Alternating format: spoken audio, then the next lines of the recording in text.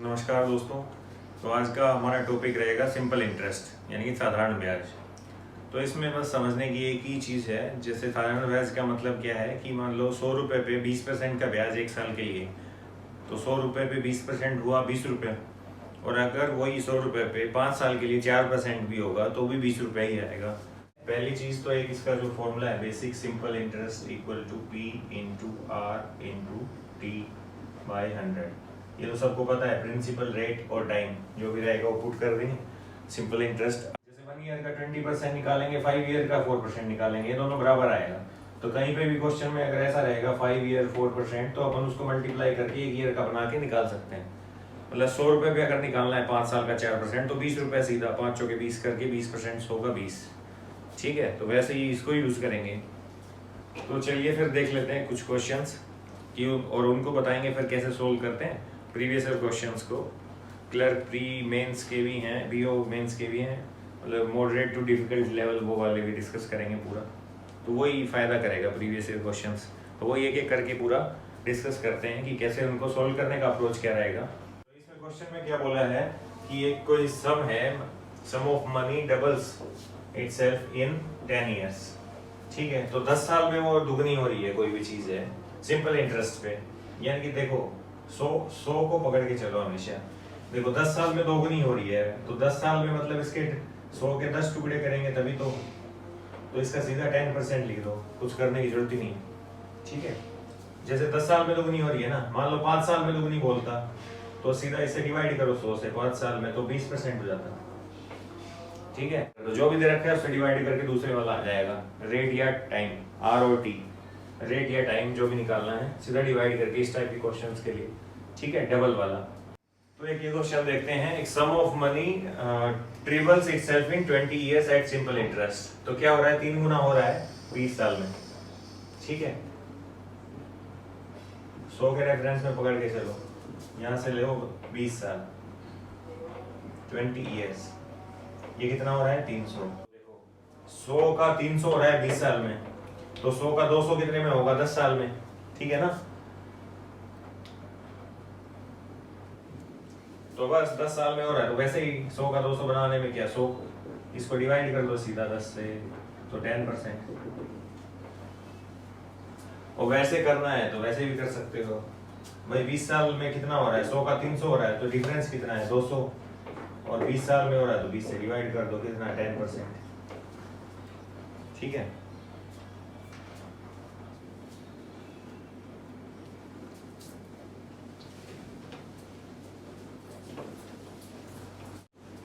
इसने पूछा है टाइम, कितने टाइम में कोई सम है वो 4 गुना हो जाएगा सिंपल इंटरेस्ट से।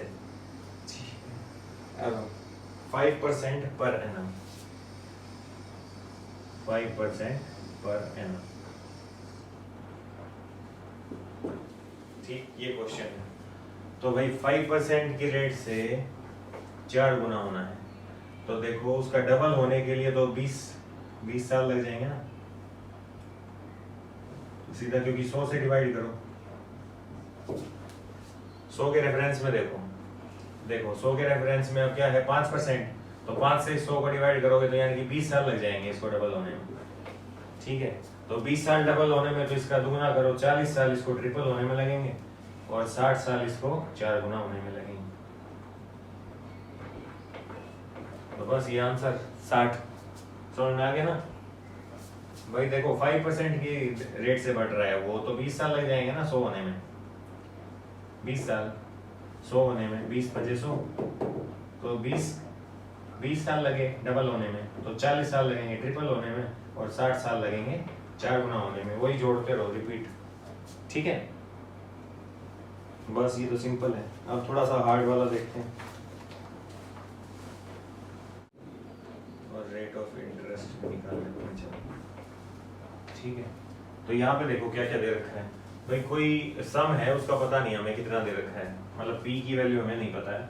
वो कह रहा है कि 2 साल के बाद इतना हो जाता है, तो 2 साल के बाद 756 हो जाता है, और 3.5 साल के बाद ये हो जाता है अपना 873। तो इन दोनों का डिफरेंस देखो कितना है, ये 3.5 के बाद है ना, इन दोनों का डिफरेंस देखो कितना आएगा यहाँ भाई 1.5 साल का डिफरेंस कितना आएगा, इसमें से इसको माइनस कर दो, 44 और 73 यहाँ से आ जाएगा 117।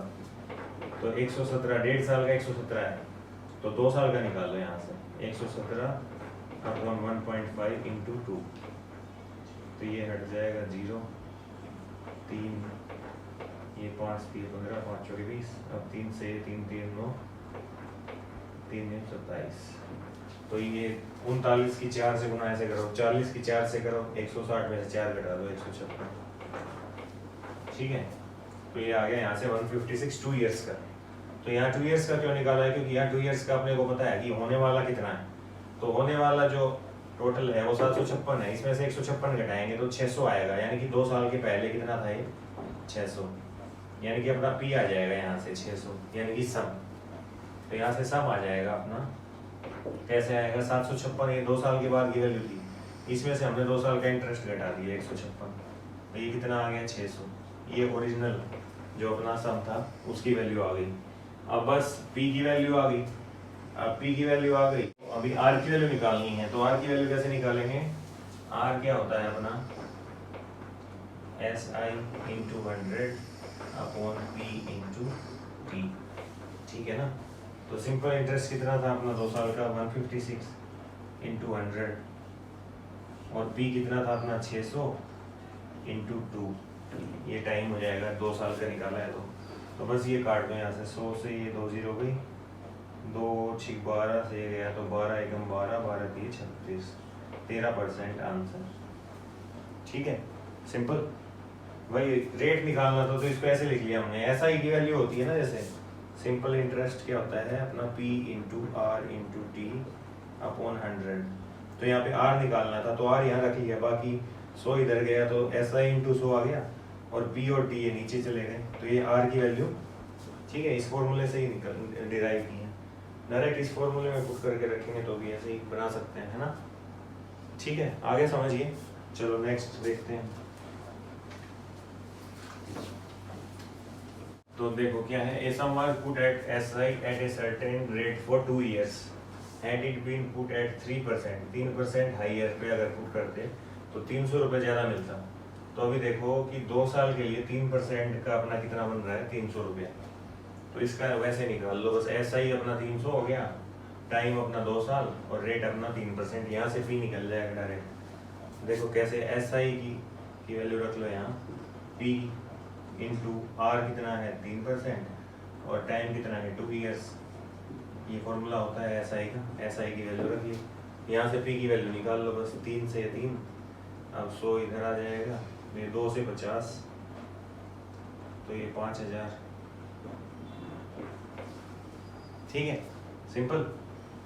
भाई ये sum was put at S I, simple interest पे रखा है 2 साल के लिए, अगर इसको 3% ज्यादा पे रखते तो 300 रुपये और मिलते, 3% ज्यादा पे रखते तो 300 और मिलते, मतलब 3% की वैल्यू अपनी 300 आ गई, है ना।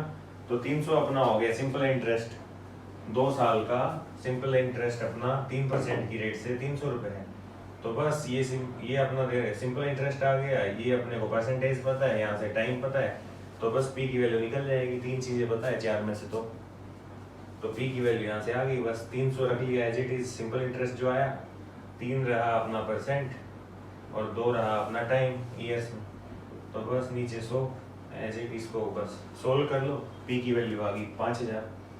ठीक है, सिंपल सीधा तरीका है ये, है ना। बाकी ऐसे लंबा मेथड में नहीं जाना है, डायरेक्ट ऐसे ही कर देंगे, कॉन्सेप्ट से ही जाना है, क्योंकि देखो यहाँ पे क्या है, अपने पास परसेंट भी है, टाइम भी है और सिंपल इंटरेस्ट भी है, तो पी की वैल्यू निकालनी है, निकल जाएगी। अगर पी दे रखा होता, इंटरेस्ट पूछता, तो इंटरेस्ट की वैल्यू निकल जाती, और 4 में से कोई 3 होने चाहिए, चौथा निकल जाएगा। ठीक है,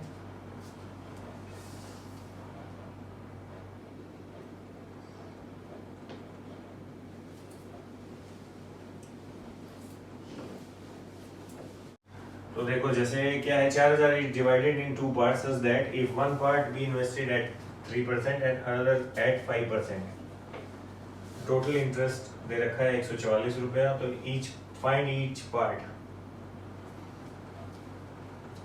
देखो क्या बोल रहा है कि 4000 रुपए हैं, 2 पार्ट में डिवाइड किए हैं, एक को तो 3% पे, दूसरे को 5% पे दे रखा है, और 144 रुपए उससे टोटल इंटरेस्ट कमा रहा है, तो उन दोनों कितने कितने रुपए हैं जो 3 और 5 पे दे रखे हैं वो बताना है बस हमें, ठीक है।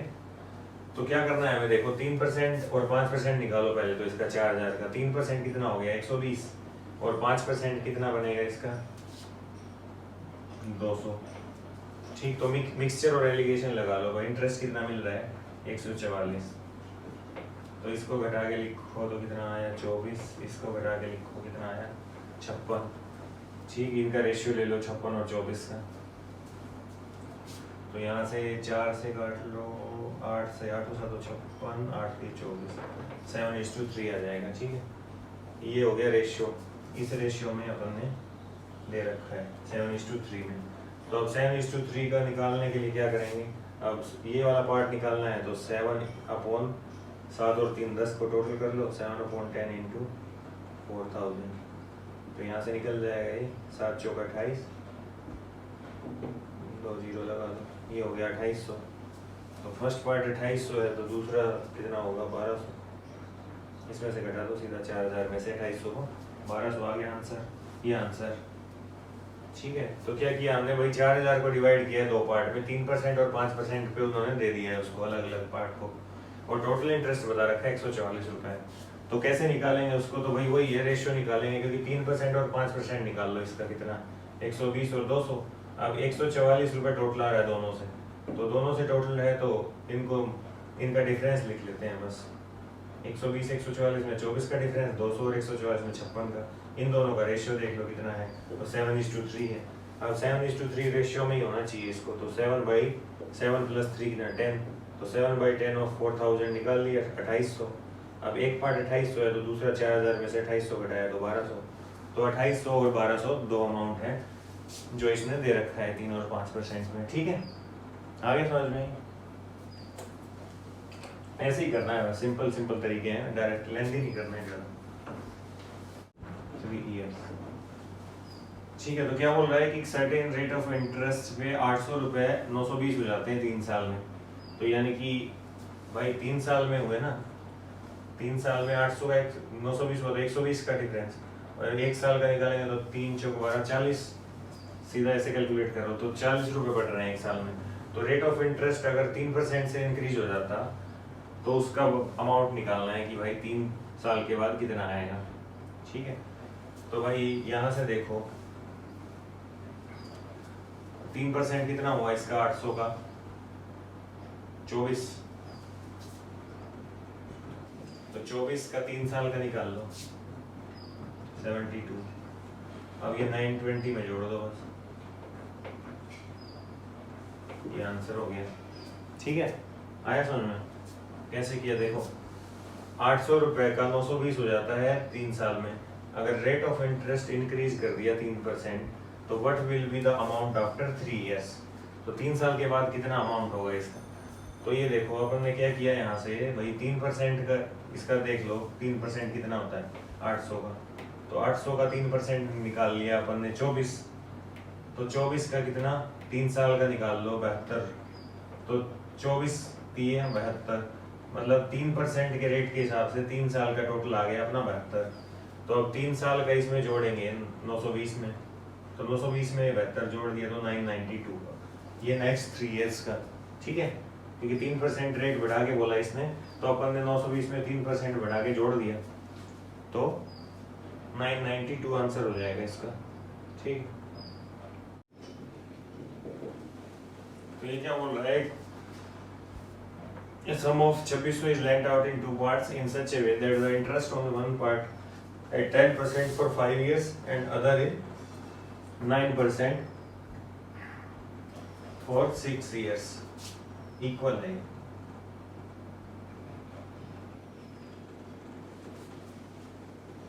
equals other part 9% for 6 years। तो ये देखो 10% 5 years यानी कि 50 और 9% 6 year यानी कि 54। निकाल लो अब इनका रेशियो डाल के, 50 और ये हो गया 54, तो इनका कितना हो गया 25:27। तो बस वही 25 और 27 हो गए 52, तो 25/52 इंटू 2600, तो ये काट दो यहाँ से 26 दूनी 52, यहाँ 100 बचा, 2 काट दो 50, 25 पंजे 125, तो 1250, एक हो गया 1250, एक हो जाएगा ये 1250, 2600 में से 1250 घटाओ तो 1350, ठीक है। तो 1250 और 1350 दो पार्ट आ गए इसके, सीधा आंसर, ठीक है। कोई दिक्कत? देखो ये सम ऑफ मनी 2600 रुपए है, उसने दो पार्ट में दिया और दोनों का बोल रहा है ये बराबर आएगा दोनों का इंटरेस्ट, ये 9% 6 साल के लिए और 10% 5 साल के लिए। तो हमने वैसे ही बोला था कि भाई हम इसको कहीं भी मल्टीप्लाई करके भी 1 साल का बना सकते हैं दोनों को।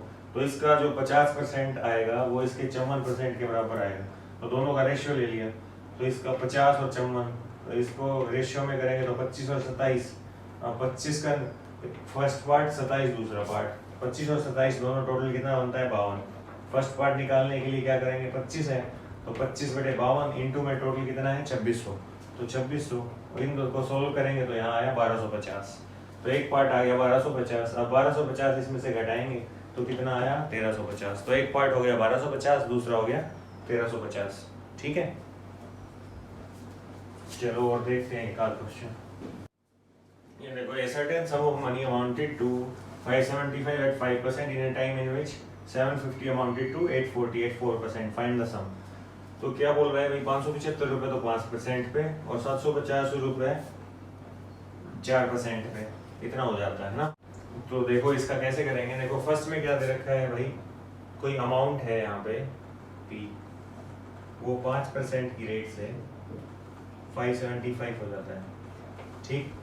दूसरा क्या दे रखा है 750 रुपए 840 हो जाते हैं 4% की रेट से, ठीक है, सेम टाइम में। तो इसका भी टाइम T, इसका भी T, दोनों का टाइम सेम रहेगा। अब इसमें से सोल्व कैसे कर सकते हैं। देखो 840 और 750 का डिफरेंस कितना है 90, और इसका 4% निकाल लो। 750 जो है P का 4% निकाल लो। 4% निकालना है तो 25 से डिवाइड करेंगे, तो 25 से डिवाइड करेंगे तो 25 तिया 75, 30 रुपए, ठीक है। तो 30 रुपए आ गया, तो यानी कि 90 बनाने के लिए कितना टाइम लगा इसको 3 साल, ठीक है ना। तो ये टाइम कितना आ गया अपना 3 इयर्स। अब यहाँ भी टाइम कितना आ गया अपना 3 इयर्स। तो बस डायरेक्ट कितना है, ये रेट है 5% और 3 इयर्स टाइम है, तो यानी कि 15% निकलेगा किसी भी नंबर का 15%। तो 15% देखो 575 के नीचे में फुल वैल्यू लेके चेक कर लो। जैसे 575 है 500 चेक कर लो, तो 500 का 15% 75, तो 500 प्लस 15% यानी कि 75। तो 500 इंटू 15 करेंगे 15%, तो सीधा आंसर आ जाएगा 75, यानी कि 500 सही है अपना। तो ये P की वैल्यू कितनी आ जाएगी 500। ये तो डायरेक्ट चेक करने का तरीका हो गया, समझ में आया। जैसे क्या है यहाँ पे टाइम अपना यहाँ से अपने मिल गया 3 साल है, तो यहाँ टाइम 3 साल है, 5% इंटरेस्ट रेट पहले से ही है, तो इन दोनों का मल्टीप्लाई करके भी चेक कर सकते हैं हमेशा कहीं भी। तो इन दोनों का मल्टीप्लाई कितना आया 15%। तो कोई ऐसी वैल्यू है यहाँ पे जिसका 15% निकालने के बाद टोटल 575 आएगा, ठीक है। तो इससे नीचे देखो, जैसे 500 है पूरा, फ्रैक्शन वाला मत देखो, 550 भी नहीं, सीधा 500 ही चेक करो। तो 500 में क्या आएगा, 500 का 15% निकाल के देखो, 500 का 15% सीधा 15 बजे 75, मतलब 75 जुड़ रहा है ना, तो डायरेक्ट 575, तो 500 आएगा यहाँ पे, ये आंसर हो गया। ऐसे फॉर्मूला में अगर पुट करना है तो वही 100 into amount upon 100 plus rate into time. तो 100 प्लस अमाउंट कितना है 100 इंटू अमाउंट अपॉन 100 प्लस इन दोनों का मल्टीप्लाई, 3 बजे 15, तो 100 प्लस 15, तो ये कितना हो गया 100 प्लस 15, ये 115, ठीक। अब 115 से इसको काट दो सीधा 5 बार, तो 500 आंसर ऐसे भी निकल जाएगा डायरेक्ट। कोई भी क्वेश्चन होता है ना उसका सॉल्यूशन होता है इजीली, कोई भी क्वेश्चन डिजाइन होता है वो सॉल्यूशन करवाने के लिए डिजाइन होता है। तो इसीलिए कोई भी फ्रैक्शन दिखे ना उससे नजदीक वाला, यहाँ अगर 1000 होता 1075 होता ना तो 1000 वाला चेक करके देखते, उससे आइडिया आ जाता है डायरेक्ट, ये फॉर्मूला में पुट करने की जरूरत नहीं। तो इसलिए 575 दिखा तो हमने 500 का चेक कर लिया, है ना। तो डायरेक्ट ऐसे ही है, कोई भी ऐसे ही, जैसे ऊपर नीचे का कोई बड़ा क्वेश्चन दिखता है उसमें भी डायरेक्ट कट जाएगा, हर एक क्वेश्चन में ऐसे ही रहेगा, डायरेक्ट कटेगा अगर कहीं भी बड़ा क्वेश्चन दिखेगा तो। बड़ा वैल्यू दिखेगा तो डायरेक्ट फिर जाएगा। ऐसे ही इसमें भाई 575 दिखा तो 500 के नज़दीक ही चेक करेंगे, 775 दिखेगा तो 700 के नज़दीक। ठीक है, ये कैलकुलेशन करने का तरीका है, डायरेक्ट आंसर निकालने का। हमें तो आंसर निकालना है।